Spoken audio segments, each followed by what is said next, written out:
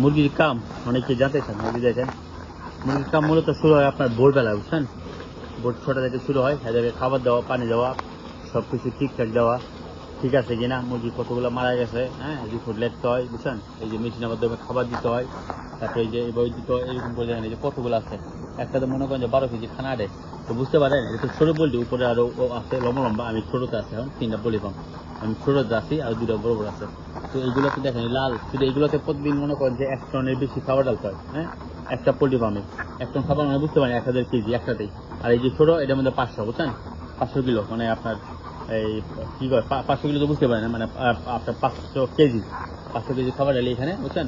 আর যে লাইন দেখতে পারেন, লাইনে এই যে লাইন অটোমেটিক, এই যে এখানে খাবার আসতেছে, এই লাইনের মাধ্যমে হচ্ছে আপনার যায়, আর আমরা শুধু মেনুই ডালি এরকম, হ্যাঁ। আর যখন ছোট মুরগি থাকে তখন তার বেশি মনে করেন হাত দিয়ে খাবার ডালতে হয়, বুঝছেন? তখন